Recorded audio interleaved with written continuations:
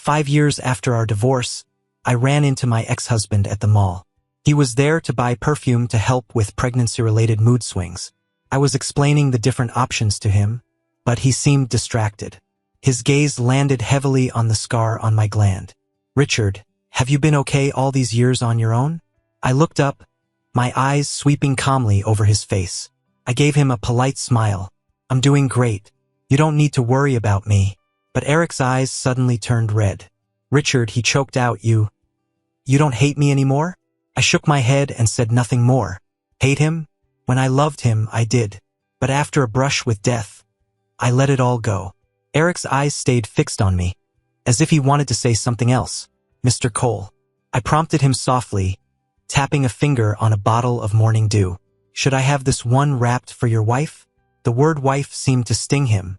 The dark scent of absinthe, his pheromones, spilled out uncontrollably, bitter and carrying a familiar, oppressive weight.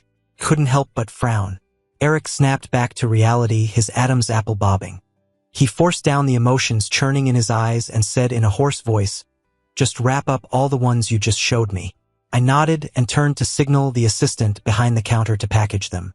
The young beta girl swiftly pulled out a velvet gift box and complimented him as she worked. "Wow, you're so generous, sir. Your wife is a lucky woman." Eric glanced at me instinctively, as if searching for a crack in my composure, sadness, disgust, anything. The kind of reaction you'd expect from an ex-husband. Unfortunately for him, he failed. I was perfectly composed as I worked at the computer, entering the information and creating the order without so much as a flicker of my eyelashes. It was as if he were just another ordinary customer and that wife of his wasn't the homewrecker who destroyed my family. Eric lowered his gaze and, for some reason, started to explain. "Caleb's morning sickness has been really bad lately. The doctor said we could try a fragrance diffuser, but I wasn't sure which scent would work, so I'm just buying them all to try." Eric didn't know that the baby in Caleb's belly wasn't his, but I had no intention of bursting his bubble. I just nodded and handed him the receipt. "That'll be $38,400. Will you be paying by card, Mr. Cole?" After Eric paid and left, the young assistant leaned in and asked in a low voice, "Richard, isn't that the CEO of Stellar Tech?" I tossed the tester strips from the counter into the trash and nodded. The assistant kept gossiping. He seemed really sad. "Do you two know each other?" "Know each other? We were more than that. I was his ex-husband, the one who went from his childhood sweetheart to someone he couldn't stand to look at. When I first met Eric, he wasn't some big-shot CEO. He was just like me, a couple of sad kids living in a rundown apartment building. But he had it the worst.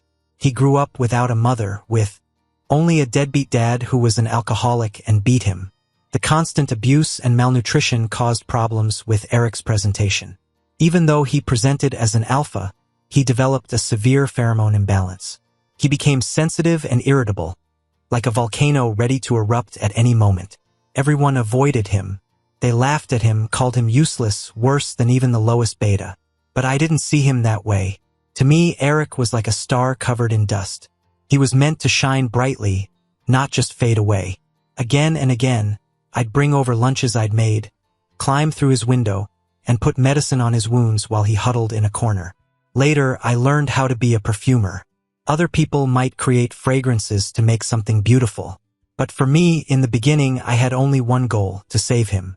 For countless days and nights, I would rest my head on the nape of Eric's neck, inhaling his scent over and over, trying to find a pattern in the chaos, something that could be soothed and guided. I tried thousands of times, starting over whenever I failed. The chaotic pheromones would make me throw up, but I never gave up. The failed attempts piled up, and the light in Eric's eyes began to dim. "Richard, just forget it," he told me, his voice full of self-loathing. "I'm just a monster beyond saving." That was the first time I ever got angry with him. "Eric Cole, anyone else can give up, but not you. You are not a monster. You never were. In my eyes, you've always been someone incredible. Promise me you'll never give up on yourself, okay?" And then I saw Eric, the boy who never cried when his father beat him or when everyone else shunned him, cry for the first time in front of me. After the experiment succeeded, Eric held me tight, his voice choked but firm. "Richard, thank you for giving me a second life. I'll protect you and be good to you for the rest of my life. Back then, his eyes were warm, and his promises were real. Even though we were flat broke, he'd work multiple jobs, saving every penny he earned just to buy me a decent suit for an interview. The most dangerous time, we were held up at knife point in an alley. Eric didn't hesitate to shield me with his body, and he got a deep cut across his stomach. Blood was pouring out, but he just smiled and tried to comfort me. "Richard, don't worry. I'm tough, it's nothing." When he was getting stitches, he was drenched in a cold sweat from the pain, but all he could say was, "Richard, I'm so glad you're okay." Back then, we were poor, struggling, and our future was a total blur. But we had each other. We had the conviction that we would do anything for one another. That's why even when we were living in a basement apartment and eating instant noodles, we never felt like life was hard. After Eric's first startup failed, he was drowning in debt and sat by the river, completely defeated. I didn't blame him.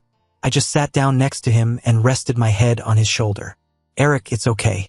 We're still young. We can fail and start over. Even if we have nothing, it doesn't matter. You still have me. I'll always be by your side." Eric held me and sobbed. He said he would succeed even if it was just for me. He said that when he got rich, he'd install heated floors for me, buy me the biggest house, and give me the best of everything in the world. I believed he could do it, and he really did. After he made it big, the center of his life was still me. He told me countless times, "Richard, you are my star. As long as I'm alive, all my energy, my entire orbit, will revolve around you." Young promises sound so goddamn beautiful, don't they? So beautiful they made me forget that stars burn out and orbits can shift. My phone buzzed twice, pulling me from my thoughts. "Richard, don't forget your medicine. It's snowing outside. Wait for me, I'll come pick you up." I smiled without thinking and replied, "Okay, drive safe." As I put my phone away, the assistant was still gossiping. "His husband is also a perfumer, just like you." The other sales associate leaned in, curious. "He must be really good then, right? Has he created anything famous?" "There hasn't been much news lately, but Winter's Approach, which was a huge hit 5 years ago, was his creation." "Whoa, I know that one. It sold out as soon as it launched. The reviews were amazing. My friend even took out a loan to buy a bottle. It's a shame he never released anything after that. He probably settled down to focus on his family." Listened quietly, saying nothing. The perfume wasn't actually called Winter's Approach. Its real name was The Thaw. The top note was the chill of cedar, the middle note was the subtle fragrance of a budding plum blossom, and the base note was the scent of damp earth after sunlight melts the snow. I created it specifically for Eric during the hardest time of his startup.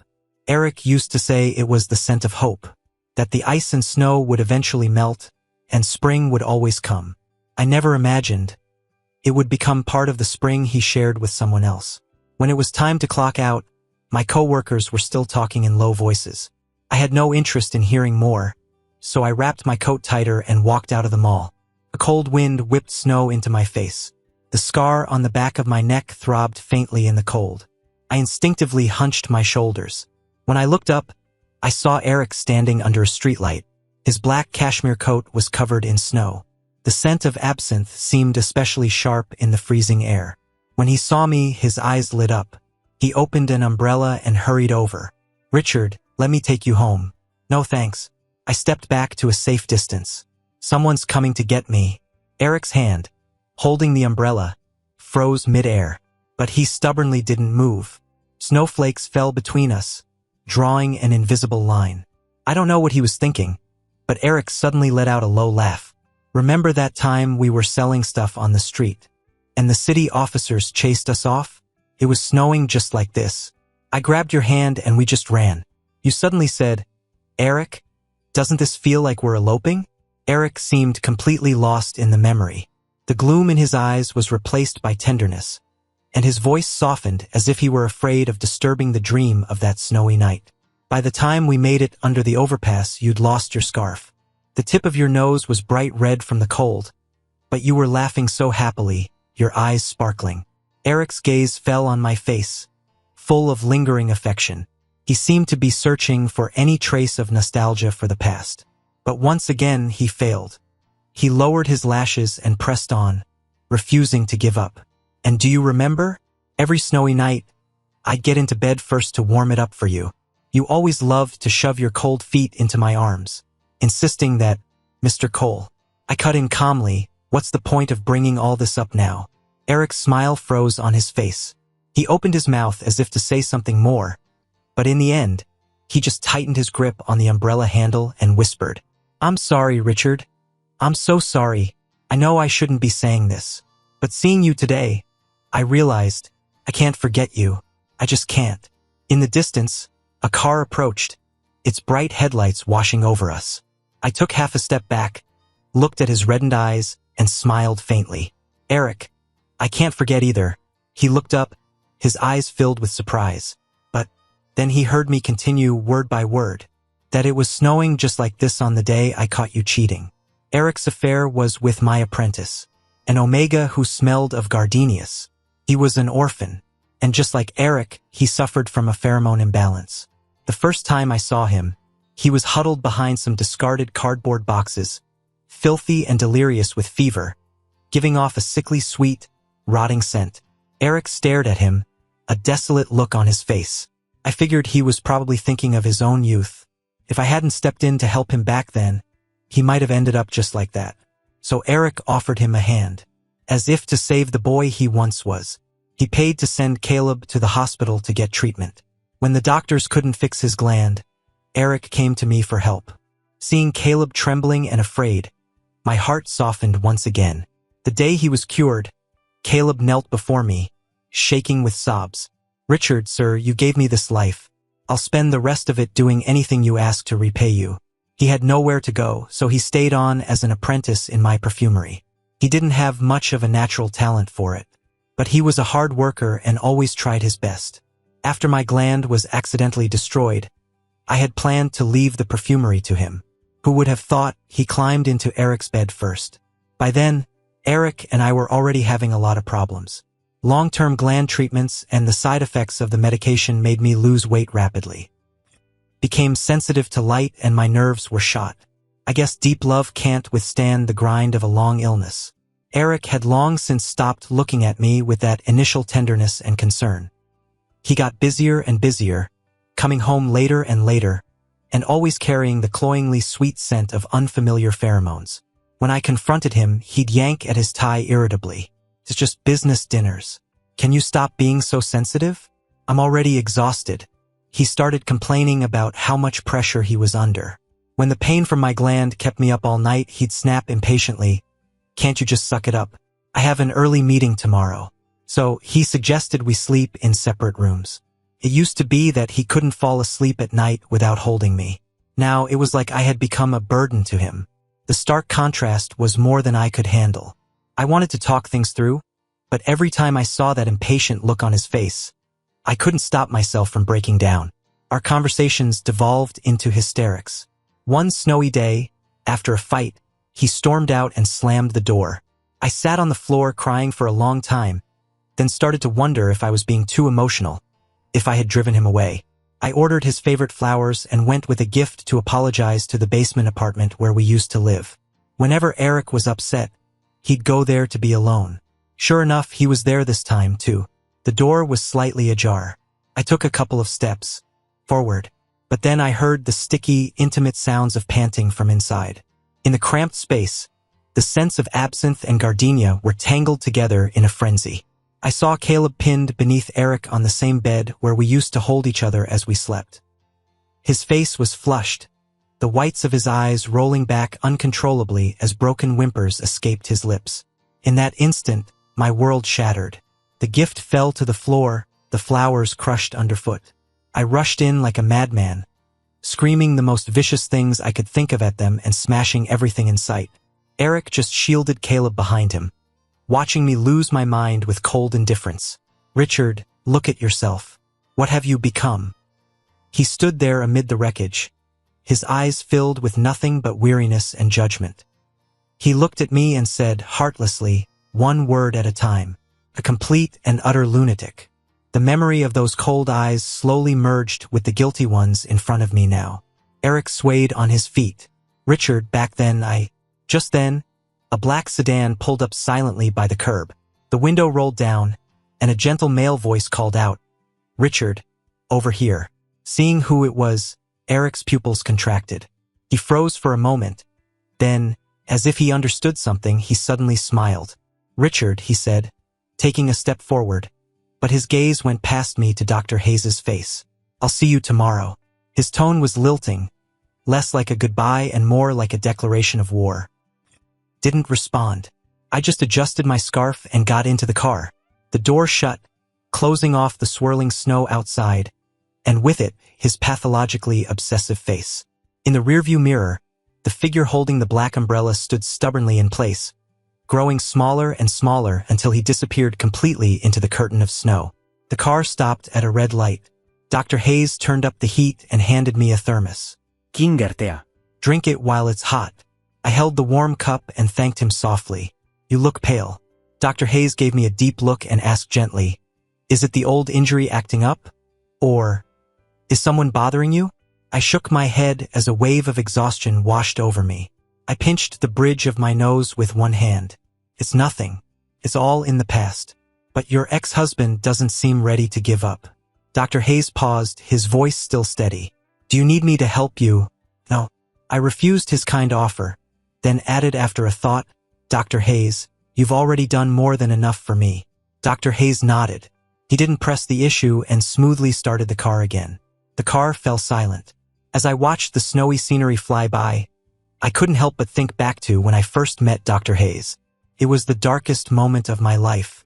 For a long time, I couldn't even bear to think about it. After being forced to sign the divorce papers, I swallowed a handful of sleeping pills. Wearing the first suit Eric ever bought for me, I walked into the freezing ocean. I woke up in a clinic, with an 4 in my arm and my neck wrapped in bandages. The stomach pump was successful, Dr. Hayes said, holding a chart at the foot of my bed. "Your gland was necrotizing, so I removed it." My gland? Removed? The words were like a thunderclap in my dead-silent world. I thrashed wildly, ripping the 4 needle out. Droplets of blood splattered on the white sheets. "Who gave you permission to remove it? Who gave you the right?"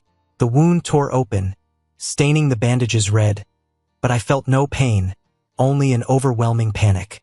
Without my gland. What am I? A total monster. A useless freak with no gland. The taunts Eric and Caleb used to throw at me came back, slicing me apart all over again. Dr. Hayes came forward to restrain me, but I bit down hard on his wrist, the taste of blood filling my mouth. He grunted in pain but didn't pull away. What good would keeping it have done, other than cause you more pain?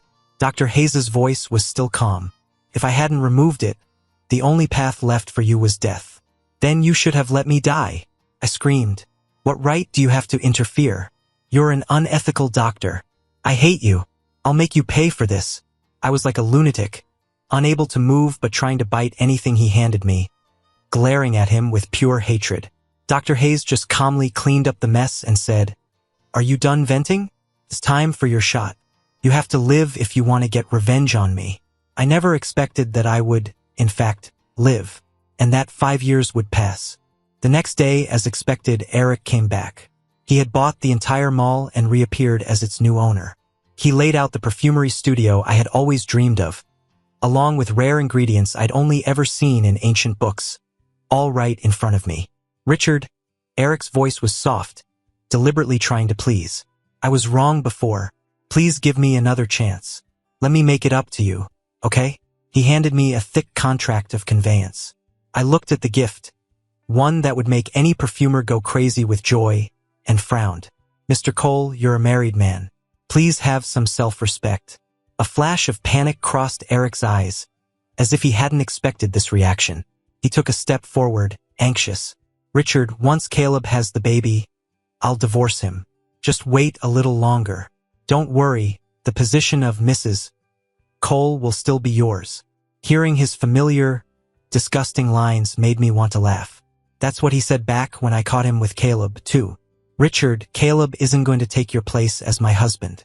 When I accused him of changing the subject and cheating, he just scoffed and shamelessly turned it back on me. "I'm a normal alpha. I need to take care of myself during my ruts. Richard, who's the one here with no pheromones?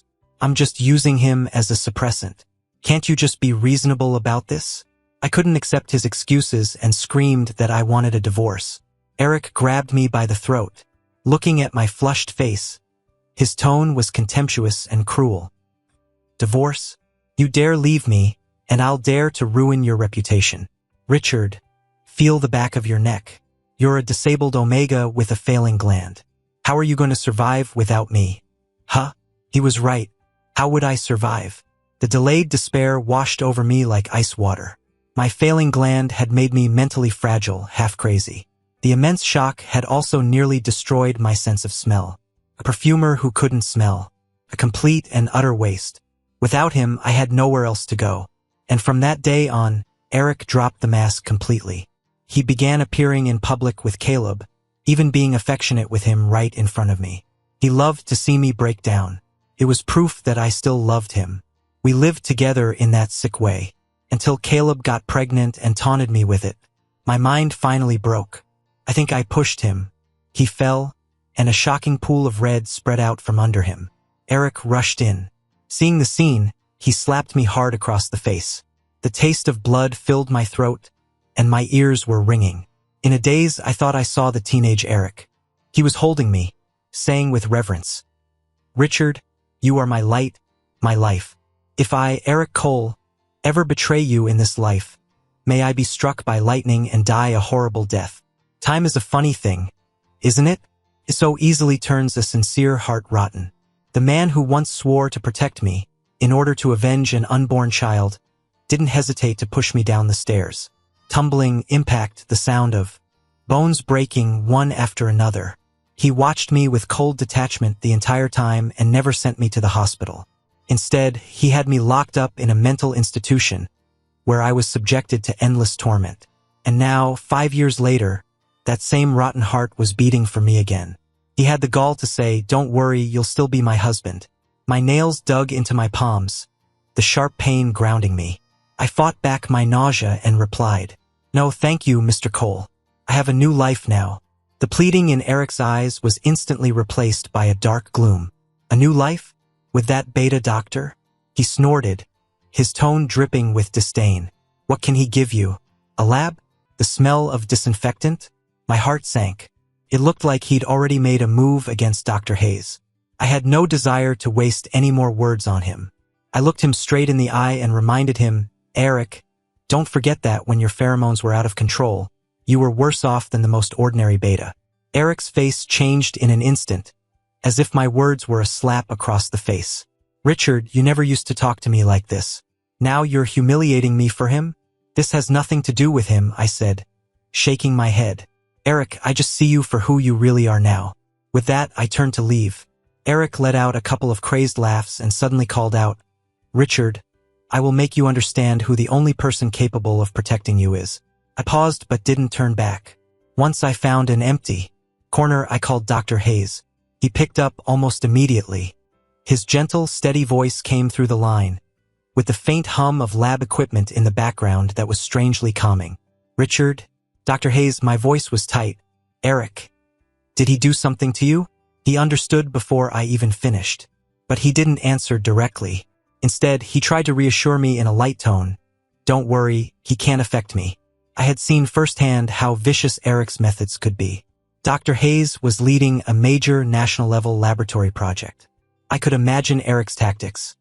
Cutting off his funding, poaching his team members, even spreading rumors to create academic scandals, and plenty of other dirty tricks I couldn't even think of. Even if it didn't kill him, it would leave him scarred. There was no way it was as easy as Dr. Hayes was making it sound. I gripped my phone, my knuckles turning white. "Dr. Hayes, I'm so sorry. I've dragged you into this." A very faint laugh came from the other end of the line, like a ray of winter sun breaking through the clouds. "Richard," he said, his voice gentle but certain, "you really don't need to apologize to me." Probably to put my mind at ease, he paused, then added, "My background is a little more complicated than you might think." I knew Dr. Hayes. He never made empty promises. So I just nodded. "That's good. Richard, this business with him." Dr. Hayes' tone returned to his usual calm and respectful one. "I understand you don't want me to interfere. You have your own way of doing things, and I trust you can handle it." He paused for a moment, his voice softening even more. Go do what you need to do. You don't have to worry about me. But remember, anytime you need me, I'm here. 1,000 words caught in my throat, but they all boiled down to 2. Thank you. You're welcome, Dr. Hayes said, his voice smiling. What do you want for dinner? I'm almost done at the lab. I thought for a moment. Fish congee. The kind you made last time was amazing. Eric didn't give up on harassing me. He arrogantly believed he could give me everything I wanted. He thought the only reason I wouldn't take him back was because Caleb stood between us. He promised me again and again. All he wanted was the child in Caleb's belly. As soon as the baby was born, he would cut ties with Caleb completely and give me a magnificent wedding. Richard, I need a healthy heir, but you can't have children without a gland. My hands were tied. I know you've been wronged all these years, and you have every right to hate me. Don't worry, after we get married, I'll make it all up to you. Whether you want to stay home or go back to work, I won't say a word. I'll support you in everything. No matter how cold I was, no matter how clearly I refused him, it was like he couldn't understand. He just continued to live in his own world, doing whatever he pleased. After a while of this, Caleb couldn't stand it anymore and came looking for me. I hadn't seen him in 5 years. He had shed that timid, in need of protection persona. He wore an expensive designer suit, and his jewelry sparkled, creating an air of aristocratic elegance. He held his chin slightly raised. The arrogance in his expression was impossible to hide. But between his brows, there was a knot of anxiety that wouldn't dissolve. When he saw me, he exclaimed in feigned surprise, "Richard, sir, it really is you. Why didn't you say anything when you came back?" He spoke with an intimacy that suggested we were still a close master and apprentice. "I've been looking for you for the past 5 years. Someone said you jumped into the sea and died, but I never believed it." He walked closer, his eyes scanning my uniform and name tag, then covered his mouth in mock astonishment. "Richard, sir, didn't you lose your sense of smell? How did you end up as a sales clerk at a perfume shop?" He deliberately paused there, as if he'd misspoken, and said apologetically, "Oh, my mistake. I meant a perfumer." 5 years had passed, and Caleb was still the same, pretending to be concerned while hiding a venomous heart. Back when my gland was failing, he used to say the same kinds of ambiguous things in front of Eric. "Eric, Richard is such a good person. It breaks my heart to see him like this. I wish I could suffer in his place. Eric, I'm so jealous of Richard, having a devoted partner like you who never leaves his side. If I could have a husband like you and a child, my life would be complete. Eric, you have to take care of yourself. This family can't survive without you." I looked at this man, whose manipulative act had only gotten more polished, and let out a low laugh. Caleb was taken aback by my reaction. "What are you laughing at?"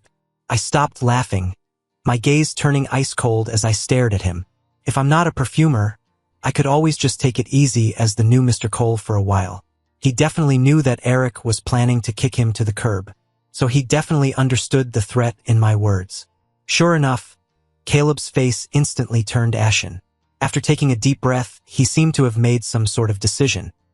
He lowered his voice, but his tone was filled with malice. "Richard, have you ever wondered why your gland was destroyed all those years ago?" At his words, my hand paused over the mortar. Caleb watched my reaction with satisfaction, like a snake that had finally found an opening, and flicked out his tongue. "You were so successful back then, weren't you?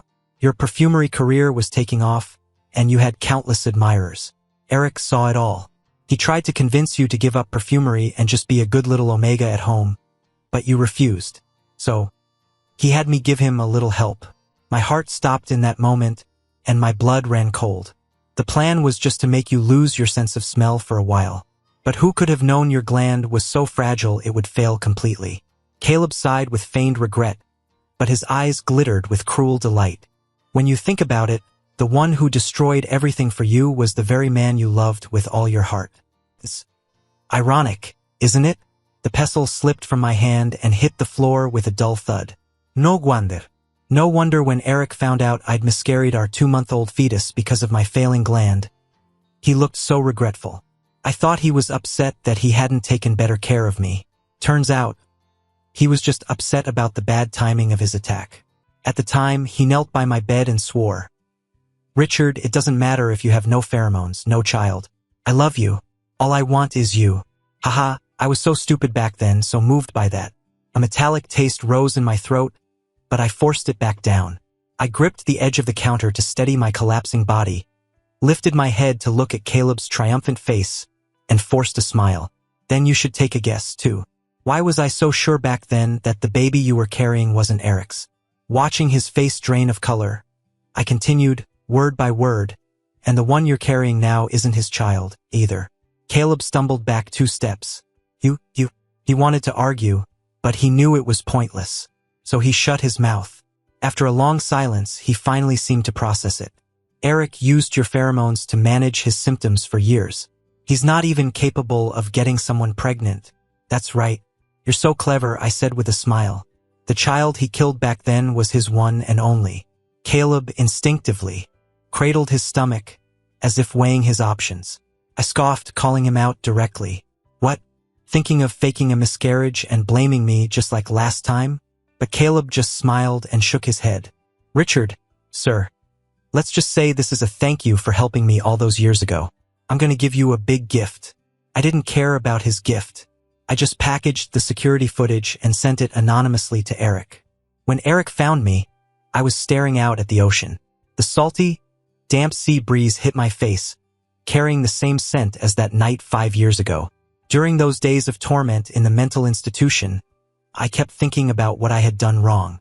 Is kindness a cardinal sin? My father taught me from a young age to help others. He practiced what he preached, right up until he died saving someone's life. The drowning student he saved was afraid of taking responsibility and never admitted what happened. My mother's hair turned white overnight, and she eventually died of a broken heart. I've helped a lot of people in my life, too. The ones I gave the most to were Eric and Caleb, and my reward was the knives they plunged into my back. I kept thinking, if my family and I hadn't been so kind, would things have turned out better? But there are no do-overs. Back then, it wasn't just heartbreak I was dealing with. The torment of the gland's after effects, the pain of losing my child, the despair of being abandoned. Countless times, I thought about just ending it all. But whenever I closed my eyes, I'd hear my father's words, "Be strong. The sun always comes out after the storm. Things will get better." But they never did. The only thing that came was the divorce papers Eric sent. I was finally free, but after leaving the institution, everyone pointed fingers at me. Some with pity, some with glee. But without exception, they all treated me like I was crazy. I couldn't find a job, couldn't get any respect. I gritted my teeth and lived in humiliation. Every single day in agony. The day Eric and Caleb got married, I swallowed a handful of sleeping pills and walked into the ocean, my heart filled with endless bitterness. If I could do it all over again, I wouldn't save them. I wouldn't have anything to do with them ever again. But I didn't get a do-over. Dr. Hayes saved me. He removed my gland, which should have been removed long ago. But I had no motivation to live, so I found an excuse to hate him and fought him every day. He didn't care. Instead, he showed me through his actions. I was never a failed Omega. I was first and foremost a living person. I was myself. Perfumery was my talent, but it wasn't the entirety of my worth. Even if I could never again create another fragrance, my very existence was worthy of love and respect. Later, I learned that he never forgot about removing my gland, and he had been researching artificial ones ever since. The treatment was painful, but it was a choice I made after careful consideration. I wanted my sense of smell back. I loved making perfumes. When my nerves were being reconstructed, the pain was so intense I nearly passed out. But I bit my lip and didn't make a sound. Dr. Hayes told me that it was okay to scream, okay to cry. That even if I broke down, it wasn't my fault. It was a normal stress response to extreme pain. In that moment, I suddenly started to cry. So it was okay to cry and break down. It wouldn't make people hate me. In the first half of my life, my father only taught me to be kind to others. In those 5 years, Dr. Hayes taught me to be kind to myself. I thought again of Eric and Caleb. If fate wasn't going to punish them, then I would. Eric stood before me crying crocodile tears. Richard, it wasn't like that. I never meant to hurt you. It was Caleb who got the dosage wrong. I shook my head, my voice cold. Caleb said my gland was too fragile. Do you know why? After a colleague of mine died from overwork, I worried I might suddenly die too. So I drained my own pheromones to make you a lifetime supply of stabilizers, thinking that even if I died, you wouldn't have to suffer from your imbalance anymore. But while I was pouring my heart and soul out for you, what were you doing? You were plotting how to destroy me. I bet you didn't know. Did you? My pheromones were the most important ingredient in your stabilizers. The color drained from Eric's face, leaving it a sickly gray. No, Richard, that's not it. Let me explain. He reached for my hand in a panic. I just wanted you to come back home. I never wanted to destroy you. I just love you too much. I was afraid of losing you. Love? I repeated the word softly and couldn't help but laugh. Then your love is truly disgusting. Richard, I regretted it later. I really did. Eric explained desperately. I know I was wrong. Please just give me one more chance. Watching his tear-streaked face, I found the whole thing ridiculous. I turned to leave, but he suddenly dropped to his knees and grabbed my leg. Richard, I can make it up to you. I'll do anything you want. Shares? Assets? I can give you anything. As long as you forgive me. The sharp scent of absinthe filled the air again. I took a step back and asked, Really? Anything? Eric's eyes lit up. Of course. Then what if I asked you to turn yourself in and go to jail? Eric froze, then forced a laugh after a moment. Don't joke, Richard. You couldn't do it. I know you. You never could bear to see me suffer. That was before. Now, the sight of you just makes me sick. Covered my nose and mouth, frowning. Also, I forgot to tell you, your pheromones, they really stink. With that, I turned and walked toward Dr. Hayes, who was waiting quietly a short distance away. Behind me, Eric let out a pained, guttural howl. Pheromones erupted from him in an uncontrolled tide, carrying a wave of destructive despair, before being swiftly scattered by the sea breeze. I didn't look back, not even for a second. The immense shock caused Eric's pheromone imbalance to relapse violently. And as for Caleb's so-called big gift, he had smashed all the stabilizers I had ever left for him. It didn't really matter whether he smashed them or not. For days, Eric had been clinging to me, trying to scent my new pheromones.